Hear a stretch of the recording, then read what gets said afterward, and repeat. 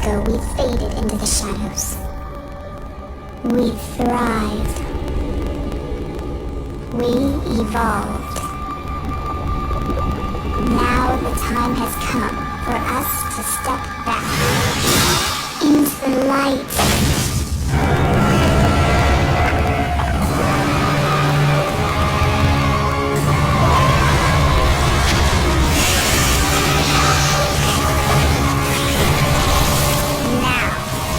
Worlds will tremble once again.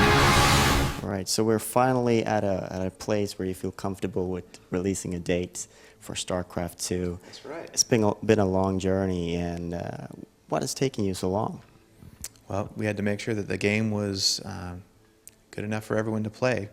We, I think, nailed the multiplayer little while ago, but we wanted to make sure that the single player was up to speed, Battle.net was up to speed. We didn't want to release a game that everyone would be going, oh man, Blizzard, not very good. I mean, that would tarnish our reputation. So we wanted to make sure that the game was ready. So specifically about the single player, what was it that you wanted to do that you felt like that you wanted to achieve?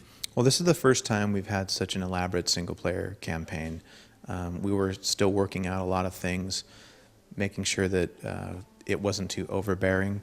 We wanted to make sure that the art was polished. I mean, this is the first time that you've actually been on board the Hyperion or the Research and Armory. We've had to develop the look of those. Even we didn't know what those look like. Normally, StarCraft, from what we remember, is Marines and siege tanks seen from above, far away on a distant battlefield. So we had to actually see what it's like to be up close and personal to marauders and siege tanks and what does a star map look like? I mean, there was a lot that we needed to design and conceptualize, and it had to go through the process, the Blizzard Art Pass, which is, it's not ready until it's shipped. Half the people I talk to, they'll say, I never really got into the multiplayer. I really like the single player campaign. I love the characters and the story.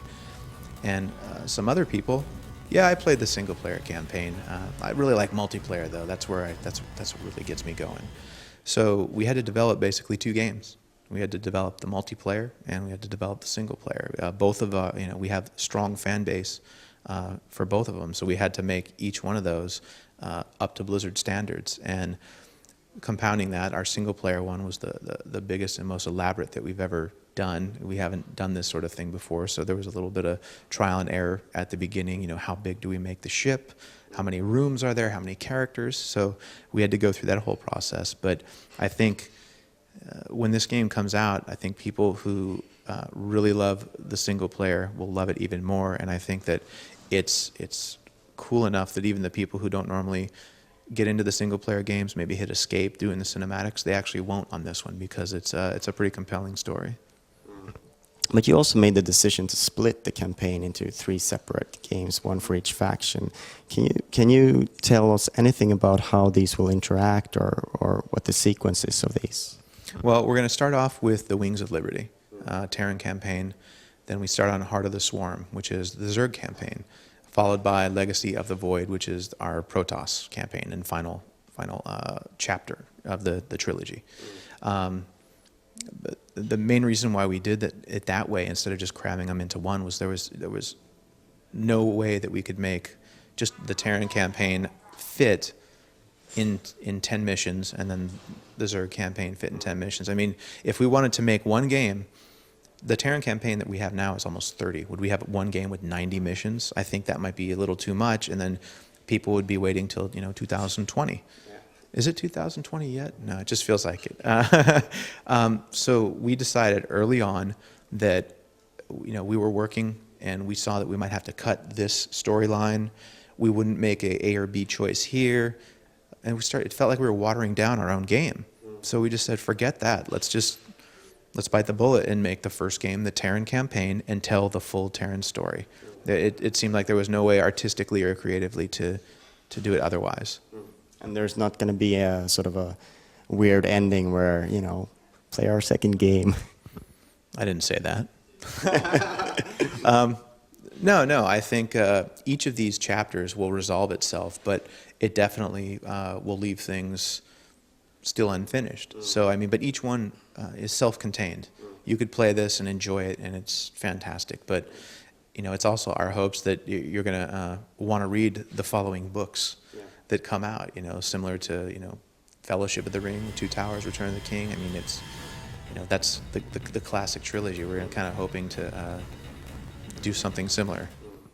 So if you could mention like one unit that you feel has been, from an art point of view, has gone through a change, or something that you think is significant that you'd like to point out. Well, the most difficult unit to create was the Thor. Not artistically, making a giant robot with huge guns and cannons for arms. That's easy. It's where do we put it? Because on the Terran side, who's the classic, bomb kind of guy, shooting big blasts of plasma explosions? The siege tank. We couldn't have the Thor stepping on the toes of the siege tank, right? We didn't want to make a unit that was the same as another unit. So we had to figure out how to make the Thor play radically different than what the siege tank would play, while still keeping, because we wanted to keep the siege tank. That's almost the most classic Terran unit. But the Terrans needed a really big robot. They had to. They were missing it. Right? Yeah. So we actually found a way now that how we can incorporate it. And just by adding a few slight tweaks on the Thor, it made it's completely its own unit. Artistically, we knew what we were doing, but that was one of the ones where we were just pleading with the designers, please use all your powers and magic to make this work.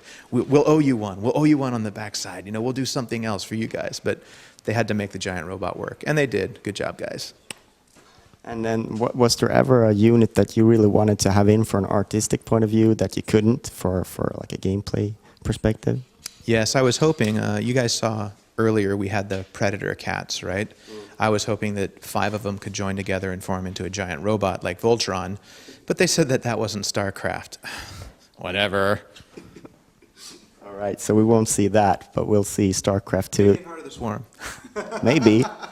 Probably not. Okay, thank you very much. Thanks, nice meeting you. Take it easy, guys.